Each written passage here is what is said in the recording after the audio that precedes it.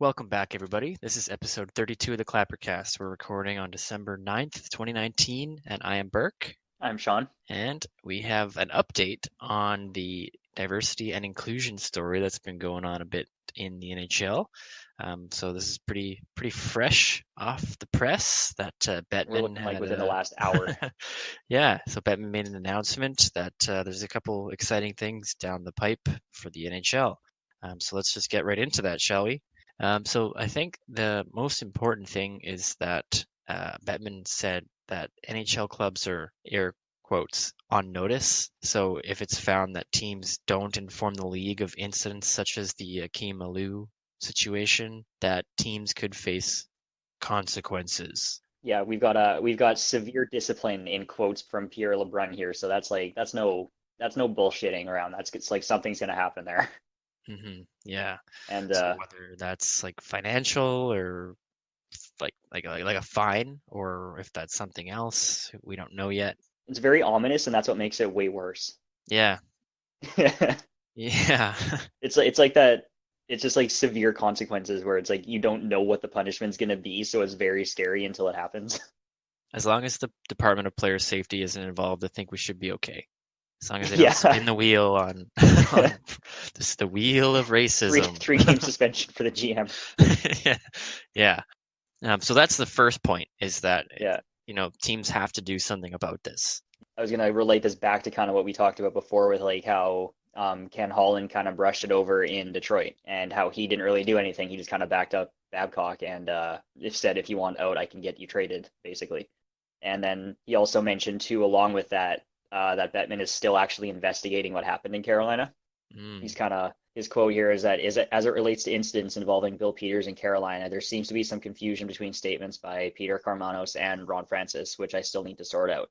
And yeah, then the rest okay. is just about Tom Dundon, but he's still looking into that situation in Carolina, which is good because we kind of need to know. It'd be nice to know exactly where the message got misconstrued or glossed over or whatever. Yeah, whose decision it was to not do anything. Yeah, and we saw earlier today. So Ron Francis is now the GM in Seattle, and Seattle's owner came out already and backed Francis, saying he's got his full confidence and everything. That's still a developing story. That would be very interesting if Seattle made a GM switch before they were even a team. Do GM tenures get counted by games or by time, or I like don't know. seasons? He's got no, Shortest GM tenure, 0. yeah. Yeah, that would be very interesting. It'd be a pretty unique circumstance. I think that It wouldn't really would. really have happened before. So No, that's no. pretty interesting. So the next thing with Bettman's press conference is that there's going to be annual mandatory training programs for head coaches, assistant coaches, minor league head coaches, general managers, and assistant general managers on the topics of diversity and inclusion. So it's almost like basically any other job that you have, there's like a little course with the HR department, workplace harassment. Yeah, diversity in the workplace, that type of stuff. And I think the important part about this too is that every single coach and coaching figure in Hockey Canada has to complete this to be certified to coach like every year. Hmm. So this isn't like a completely out of this world transition for professional coaches to have to go through this type of stuff too.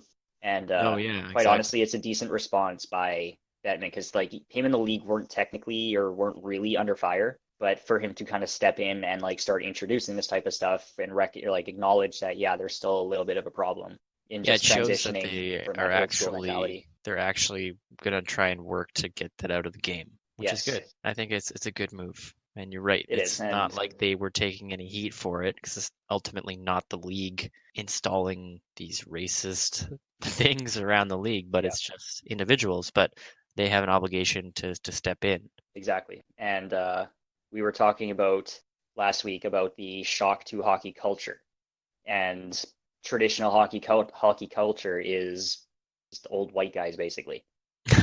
So it's kind of like the league's taking a better step towards kind of changing that on their own terms and like implementing a bit of a different path or a different mindset into some of these old school hockey minds and stuff. Yeah, rather than sweep it under the rug, shine a light on it.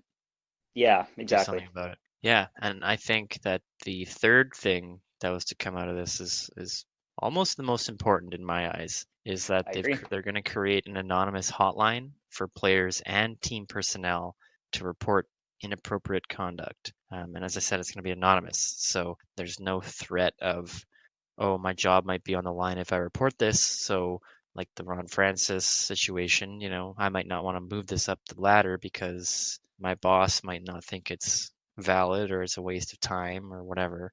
So it's almost like setting up a third party, right? Because the league's not involved in the team's day-to-day operations, so having them Yeah, involved in the disciplinary process, I think, is huge. it is, and it's a little bit more of a hands-on because, like you said, teams or the league isn't there to watch it what goes on behind the curtains every single day in every single organization. So we've heard kind of from a couple of players on Twitter about how you can report it through the NHLPA, but then it becomes like this big thing, and they're still not sure. They don't know if they can trust the department or the union, I guess, to handle it properly. I think Hmm. was the concern that they Right. might be more interested in kind of like not taking it as seriously or kind of like glossing it over. And this will take the punishment directly to the league or take the issue directly to the league, so it's not going to get looked over. Yeah, I think it's a huge step forward. I think it's great because the whole thing with Akeem Alou stepping forward this late is because felt that nothing was going to happen. They tried to bury him in the minors, so it'd be Yeah, hard to step up knowing that the people you're reporting are in charge of your career. They have a direct say basically. in your level of success. So it's hard. It'd be like hard to report your boss to your boss, right? That's Yeah, that's not going to be a yeah. It's recipe like for success. you go to your boss and be like, "I'd like to issue a formal complaint against you." It's like, yeah, get out of here. Yeah, okay. I'll take that seriously. Dump it straight in the garbage can. Like, Yeah. Yeah, you can take your complaint and shove it. yeah. It's not going to happen. Yeah, and I guess the thing too, so it's an anonymous, you can do it anonymously, and the whistleblowers are protected. So in cases like Akimalu, where it's an incident in front of the whole dressing room, you can report that and not be that guy and not be Hmm. the one that's standing out and kind of getting shunned by everybody else who's kind of doing that bystander thing where they just pretend and cheer it on or whatever. Hmm. Now, the only I guess tricky part would be say it's like a one-on-one thing or like behind closed doors, no one else sees it. It's like, yeah, it might Right. be anonymous, but it's still it ends up being obvious to the involved parties who did it. Hmm. At this point, the person who is affected will have the backing of enough parties on their side that it's not going to be like a thing to come back and bite them in the ass anytime. Yeah, having that third party is going to be huge. Have Yeah, them get involved rather than the team yeah, try and play favorites over the coach or whoever and a player. big time. It's a huge step forward for the league. I think this is going to be a real huge thing. And it looks like this is very early on, but it looks like the league is committed to following through on this.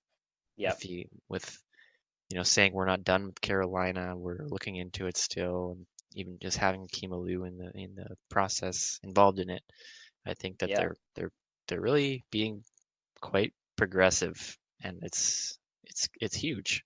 As you yeah. said, hockey culture is not that way. It's No, it's very yeah, it's conservative. traditional conservative. So it's cool to see them So do that. It's and very modern. yeah, and I mean they're like you said, it's that proactive step to changing the culture for something better and putting systems and procedures in place to handle this type of stuff that they may not have been aware of before, but now they're seeing it, they're taking feedback from people, and they're implementing something that looks like on the surface that it'll work. Hmm. So now we just kind of wait and see, when and if something comes out of there and see how it actually works in practice. You gotta change gears here a bit. I'm watching this Calgary versus Colorado game, and Valerie Nichushkin just scored again. That guy So that's is, actually a good story this year. His yeah, his uh his bounce back. yeah. In our season previews, I said that Nichushkin's kind of like a low risk potential, like lukewarm reward because he's kind of shown very streakiness and not contributing for long Well, he periods of was time, but he's actually been yeah, pretty hot lately. Been able to take advantage of, some gaps in the roster a bit, and definitely. he's got like a shorthanded goal. He's got a nice goal tonight. So yeah, he's stepping up a bit, and Colorado's the major criticism of them the last few years was the lack of depth, and we're seeing that they've really addressed that this year with Nazem Kadri and Burakovsky and Donskoy being able to step up into that first line role when Landeskog um, and Being Rantanen able were to out. step up into the first line when the first line is all injured. Yeah, and Matt Nieto too, like being able to keep speed with McKinnon. It's just like they've had a Definitely. lot of players been able to play up and down the lineup, and they're successful because of it. And then their opponent tonight, the Calgary Flames, I wanted to touch on them a little bit. That they've gone 4-0 since that coaching change. So Jeff Ward, the interim head coach, is 4-0 so far. So That's pretty good. that's pretty good, pretty good. You tagged me in a thing that they were playing Milan Lucic with Johnny Gaudreau, and we joked that this is what's going to save their year, but Yeah, it kind of worked it, because it did. Didn't Lucic Lucic score that scored a game? goal. Yeah, So, all this time that Lucic was in Edmonton, and everyone's like, "Oh yeah, put him with McDavid and Draisaitl. That'll save the season." And it never works. They go and throw him with Gaudreau once, and it worked. yeah, yeah. I think Lucic and Reeder scored a goal in the same game, so that's Oh, good. Edmonton's doing well this year. pretty crazy. Yeah, I don't know if Cam Talbot played that game too, but He probably scored two.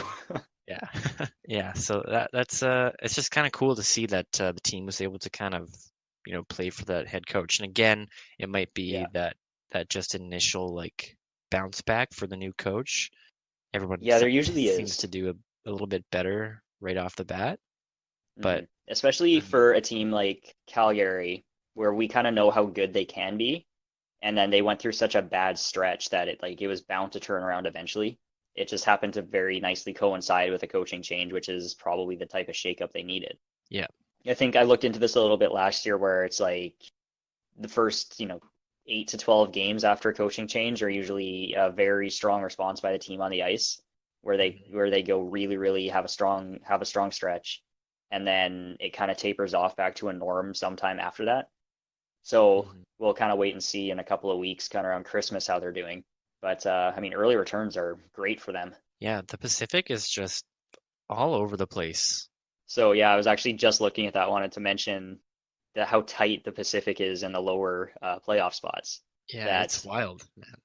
Vegas is third with 35 points, and then Vancouver and Calgary are tied for fourth and fifth with 34 points. San Jose is at 32.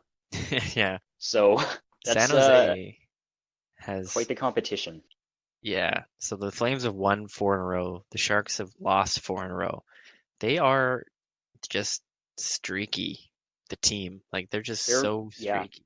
It's like every other week, it's like, oh, San Jose sucks again, and then the next week, oh, San Jose's doing all right. They're in the playoffs again, and then the next week, it's San Jose's down like sixth in the division again. Yeah, it seems like it's just like a cycle, like every other week. Yeah, because you see like posts on Reddit and stuff where it's like fired Peter DeBoer, and then it's like, oh, they're doing well again. It's fine. Everything's fine. It's so crazy. Like, oh, Very. now they're turning it around. Like now it's happening. This is the real Sharks, and then they lose like six in a row. And it's like, okay, well, Yeah. what is exactly happening here? On the topic of teams that are all over the place, I did want to mention that Minnesota was actually briefly sitting in a playoff spot yesterday. They're not there already, but they were briefly sitting there within the last couple of days. What a day that was for Minnesota. Yeah. Um, and then one more thing about Colorado, is McKinnon came out and said, you made the joke like negotiating 101. Yeah. He said, This is how you negotiate. he said, "On my next deal, I'm gonna take less again because I want to win with this group of guys that we have." It's gonna be cool if everyone buys into that because they're gonna be able to build a super competitive team, Yeah. and it's gonna be kind of like that Pittsburgh Penguins. Like, I'm gonna take less than I know I'm worth on the open market just because I want to play here with this team. hmm But everybody's Yeah, got to do that. I kind of value the trait and like the personality trait that says that, like that dedication to the team. I Hmm. don't totally agree with like the whole taking a discount for it, just because like we were talking about this a lot when McDavid was looking into signing his extension, and it was kind of like the amount that you'd save on that contract. What is it really going to be able to afford? It's going to be like what, 1 million or 1.5 million. Like that's not going to get you a lot of assets. It might be able to upgrade like a midline player. You can Mhm. get like a younger or a better version of like a third line forward or something, but it Yeah, doesn't actually end up increasing that much. And then if the team doesn't spend that on salary anyways, well, it's not actually helping anybody. It's just going into the owner's pockets or whatever. yeah. I mean, but like, what is McKinnon worth at right now? 11? Pretty close to league max. Yeah, Like like like at this point, Panarin. He's like worth more than Panarin, I right? think so. Yeah, Because McKinnon's easily he's worth more than top Tavares. three in the league, right? Because it's McDavid, McKinnon, and is Crosby still there in terms Yeah, I of think like so. best player in the league right now? Yeah, I think so. So it's yeah, so he's easily top three. He'd be worth more than Matthews, more than Marner, more than Panarin. I think he's worth So he'd more than probably them get for sure. 12 at least. So, like, what do you think he signs for? Like 10? Yeah, maybe. Well, I guess when's his contract up? I think they've got a few, a few Yeah, years so left. so if we follow the trend, then league max is probably going to be hovering around like 15 by that point. Hmm. So like if he stays on the trajectory that he is right now, he could probably sign for he probably sign for like close to what McDavid's making then, Hmm. around that's like 12 and a half, I think. Yeah, I think like percentage of the cap is going to be like a better metric for this Yeah, because um, very very true. yeah, but I think like Boston, like Pasternak and Marchand are like all signed to pretty affordable contracts. So if Hmm. the Avalanche can get that going, um, they'll they'll be in a good place. Oh, for sure. Because I think Rantanen actually signed a really good one too. Yeah, his was pretty reasonable for how good he is. It was like a 9 million or something. I don't know. 9.25 annual cap hit. Yeah, so he's like McKinnon will sign for more than that for sure. Oh, for sure. But yeah, maybe not get as much as he could get Yeah. somewhere else because he wants to win in Colorado. And again, like you said, yeah, like I admire that trait of being able to be like, I want to win, so I'm willing to take less so we can get better players here. But yeah, how much difference is that gonna make? I don't know, but I guess it's the it's other a the other knock I have against that type of thing too is like the effect that it would have on other players when they go to negotiate their contracts. Um, mhm. the thing that McKinnon's done to kind of negate the impact of that is that he's come out and straight up said it. So it's not going to be something that can be taken into a closed door negotiation and used by the team. Be like, oh well, McKinnon signed for this much. Well, then the player side can just come and say, well, he admitted he took less to stay in Colorado. So you can't really use that as a fair comparison anymore. Yeah. So at least he's kind of negated the effect that it'll have on his fellow hockey players, Hmm. which that was the other criticism I have of like hometown discount type stuff. I think that Colorado is in a good spot already, and they could be set for the future. That being said, you wanted to touch on a potential addition that they might make. Yes, so excellent segue. The Colorado Avalanche are reportedly the front runners in the Taylor Hall sweepstakes. So at this point, I think it's a given that Taylor Hall is getting traded. There's no real indication that they're going to be able to come to an agreement, and all it sounds like Sherrow's shopping him pretty hard. Hardly Um, shopping him. yeah. So I think I saw a quote that he's actually like come out and said that he's encouraging offers to come in for Taylor Hall, which is a strong indication that he's not going to be there very much longer, and he could actually be gone by the Christmas roster freeze in I think like 10 days. Yeah, that would be heartbreaking for Devils fans if he moves, but they could get Well, something yeah, I for him. mean look at who's in the draft this year, like getting Lafreniere or Byfield, number one. Like Yeah, that would be worth it. you're never gonna win the lottery without Taylor Hall on your team. And that's true. That's his best stat. Um, It's number one point on his resume is lottery ball specialist. yeah, I feel for him because he wants to play playoff hockey. He's only gone in once. Yeah. Um, He'd be such an exciting player to get to watch on a good playoff team when yeah. he isn't the entire team. Yeah, he would be fun So, to anyways, watch. we're talking about the Avalanche are currently the front runners, apparently, and we kind of saw a couple of different potential trade offers that were going to be thrown around for him. We heard that the Devils are very, very interested in Bowen Byram, who was the a first round pick for the Avalanche, I believe, last year. I just Yes, saw I think him he was like, play, actually. is he good? I, He is good, isn't he? he didn't look great in that game. I don't think it was the best one to Really? judge him off of because I was pretty hyped to see him. He plays on the Vancouver Yeah. Giants, and he was playing the Victoria Royals, and uh, he didn't look great. No, he did not look like a first round Maybe pick. they'll have to dump him when his value's low. But and I was looking at his stats, and he's like got a lot of penalty minutes. He doesn't have a lot of points. I'm not really familiar with his game if he's like a two-way D-man or what, but he seemed to be in the play a lot in this WHL game, but he didn't look overly impressive. So Hmm. I don't know, but I did hear that, and I told the guy I went to the game with that oh he's rumored in a Hall trade. Yeah, That would be that'd be huge pretty because big.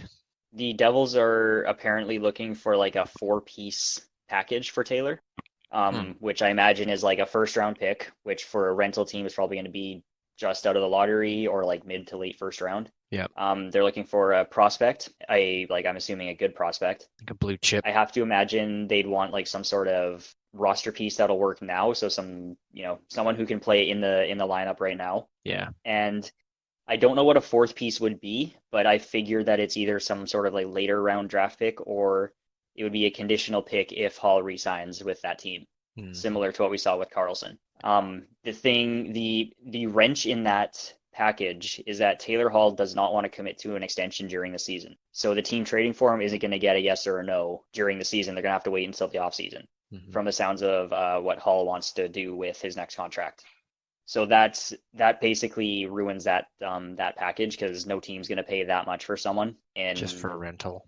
just for the rental, right? Which like I would really hope that no team pays that much for a rental, especially with Taylor Hall because he can be a really really good player if he's on the right system with the right team, but he's also really really injury prone That's very true. and he's not having the greatest season, which like on New Jersey it's hard to say is that him or the team. Hmm. But I was just looking into it before we started today here, and if a haul for to Colorado trade would still be the ideal situation, the piece that the Devils are most interested in is Connor Timmins, Hmm. who is a very highly touted defensive prospect in Colorado right now. Hmm. I also saw, I believe it was Tyson Yost was another name that was thrown in there, and he'd be more of an immediate impact player for New Jersey because he can slot right in Slot the in. lineup right now. Yeah, that makes He hasn't sense. exactly been the strongest since starting in the NHL, but he looks really good when he does play and when he's on his game. So I think there's a lot of potential there Hmm. in the right system. Yeah, I think there's a lot of people on or in the Colorado organization that New Jersey would probably want. This just popped into my head. Did you see that? I don't know if it was an article or a tweet, but it was just kind of throwing shade at PK Subban that he's he's been really good at marketing everything but his own game in New Jersey. Yeah, I think that's just like a dumb thing. Like his personal brand, his own like side stuff has nothing to do with on the ice, right? Yeah, I just thought it was funny because it's Yeah, just um just like old man yelling at cloud right there. Like, yeah, it's like New Jersey, yeah, he is what's wrong with the team. yeah, Um I mean, finally fired was John Hines. yeah. I mean, Finally fired him. we weren't we joking about that? Like, how much time does he have left in our I think it was last a episode? day. Yeah, it was a day before he got fired. And It's it was so true. Like, the team can only be that bad for so long before something's got to change. yeah, It didn't look like anyone in that room was listening to him. no. He didn't seem to have anything going. So it was just a matter of time. I saw a Reddit post and it was a photo of the Devils bench, and behind the bench there was a guy wearing that like Chimera jersey that was like Subban. It was a Subban jersey, but it had all three of his teams on it. So it had the Canadians, Nashville, and the Devils, and it was all like split together. And someone had taken a screenshot of the game feed, and they asked like, "What is the abomination behind the New Jersey bench?" And the top comment was That's John Hines, our coach. Savage. It was pretty funny.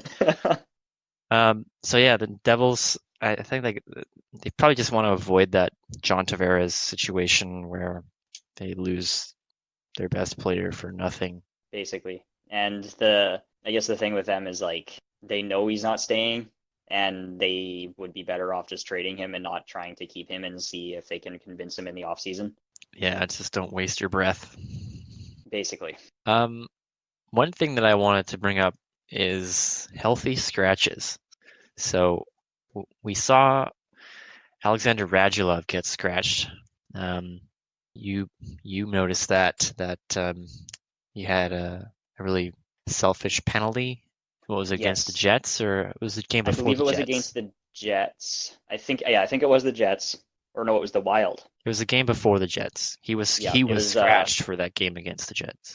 yes, it was against the Minnesota Wild, I believe, that Dallas was winning 2-1 with like 3 minutes left, and then Radulov took a stick infraction penalty, and Minnesota scored immediately on the power play, and then Dallas lost in overtime. That's So rough.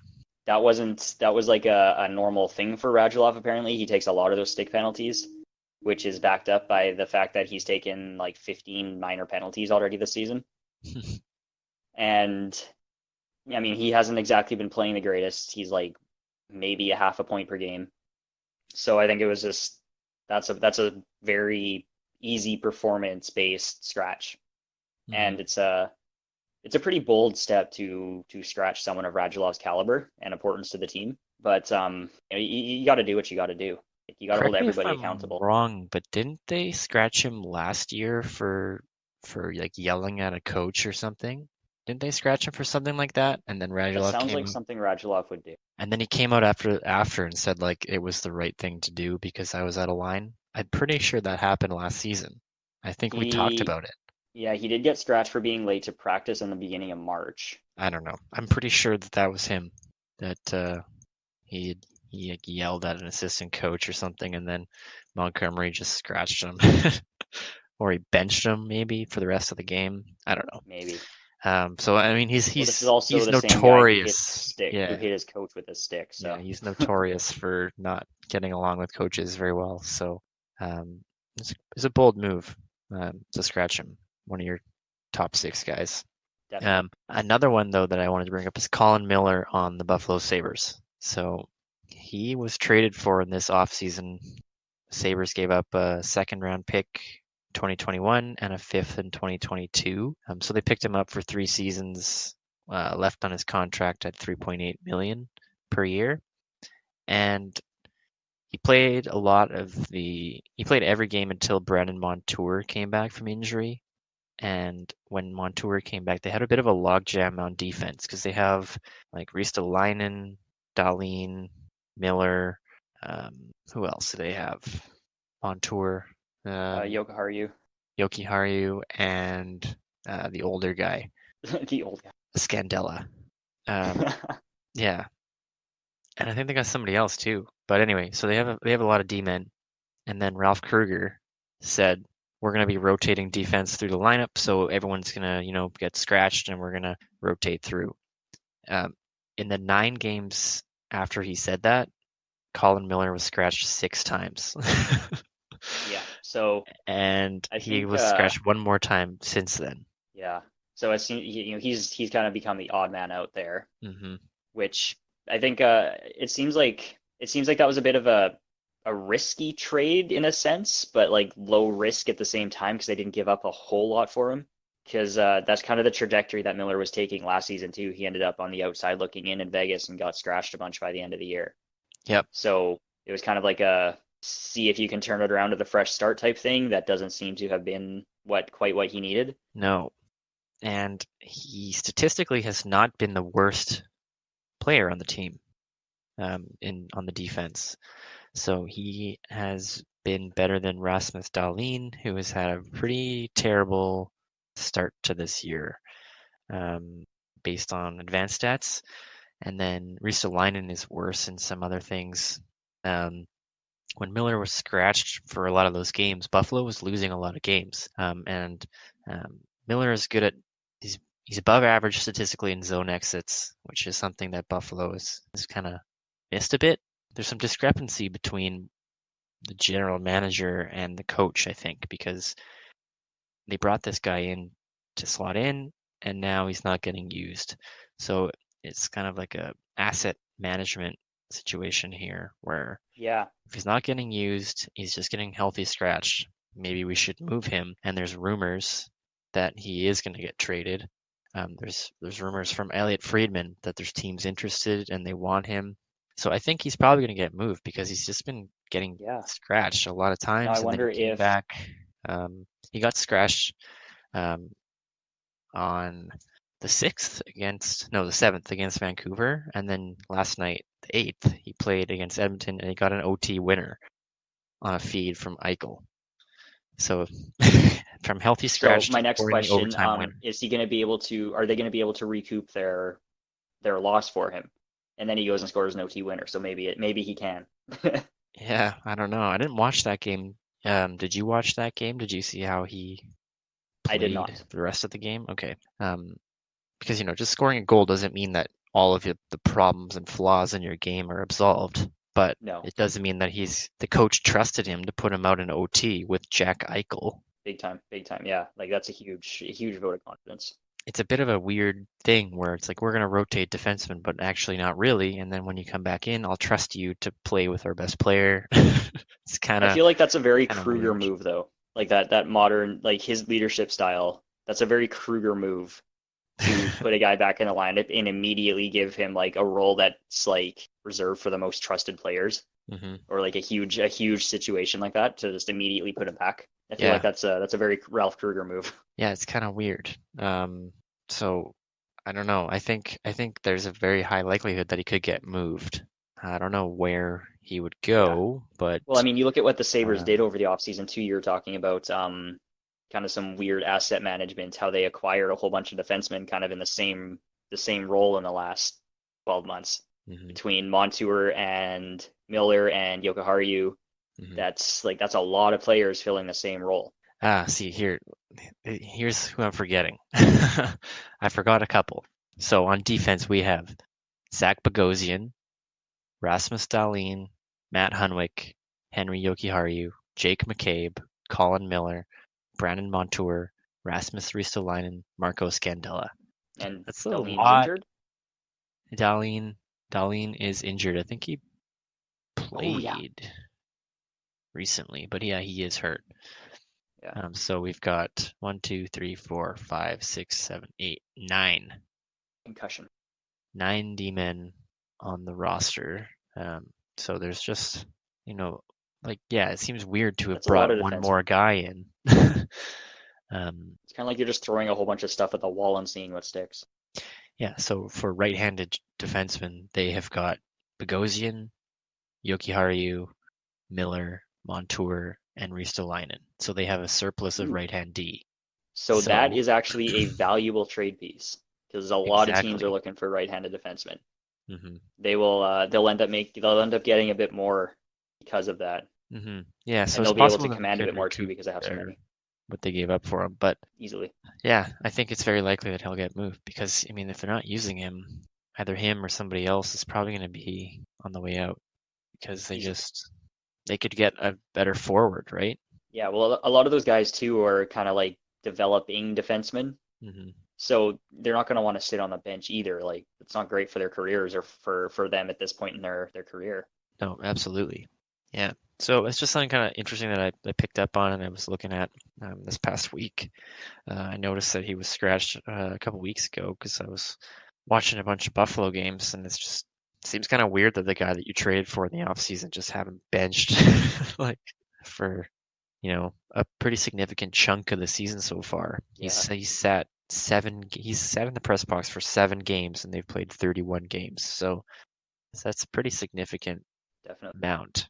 So, oh, you're talking about kind of weird off-season trades. How about Alex Galchenyuk? Because he's Ooh. already he's already on the trade block again. Like once Pittsburgh's injury situations resolve itself. So like Mhm. next season probably, but he's already like in trade rumors, and they just got him. He hasn't even played really. Yeah, I saw Jim Rutherford said it's going to be hard for him to secure a spot in our top 12. So has he really been that bad? I guess. I guess he's only got 10 points in 21 games, but Mark Bergevin was right to move him. Yeah, yeah, I guess he's playing on the fourth line, or he has been playing on. Oh, he is fourth line. Yeah, find himself out of the lineup when the team gets healthy in the new year. that's rough. I mean, Phil Kessel hasn't been amazing in Arizona, but I think he's been better than that. Yeah, and it's also hard to judge because a Phil Kessel type is not necessarily going to be the same explosive player he was in a different system. Yeah. In Arizona, like they play a completely different game, and Kessel's just there to help provide some offensive instinct to what they do. He's not exactly going to be the catalyst for an offensive system that they suddenly use. He's going to kind of have to play with what's already being used there. Yeah, and he's no defensive player. That's pretty well known. No. And Arizona plays a really pretty good defensive game, so it's yeah, a bit more situational, I think.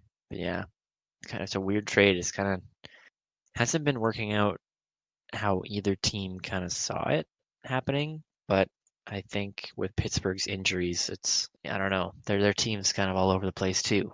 It's kind of hard to have Their roster is it's like there's no point in even trying to predict their roster or like give them lines or project the lineup because half the team's injured all the time. And then you go and check their lineup like before a game day skate, and 3 more guys are injured.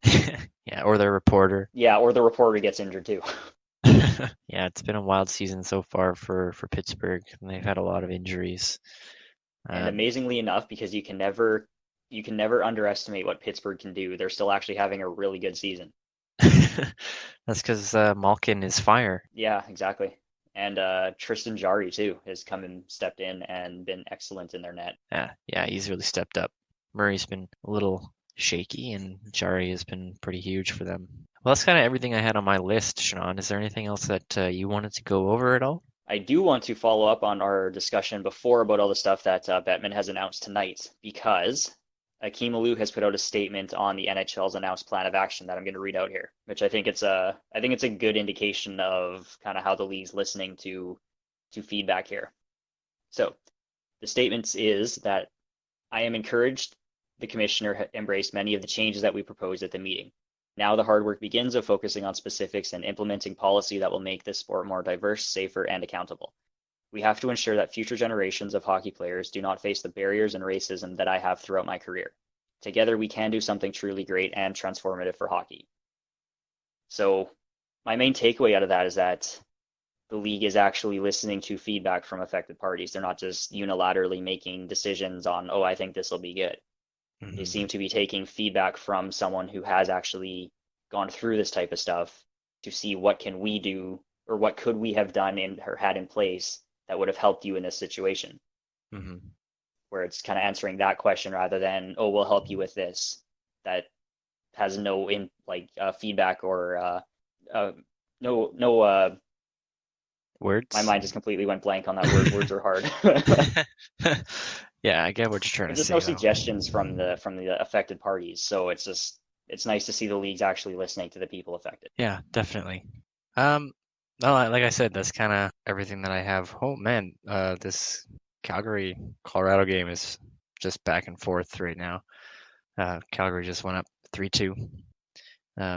Eat bread scored Mangiapane. So I guess that's kind of a wrap for this episode. Don't forget to follow us on Twitter at Clappercast and like us on Instagram. We'll put out content between episodes, some news, some information, and just some fun stuff. So follow us there and like us on Facebook. We'll post updates on there as well. So thanks for listening, and we'll catch you guys next time.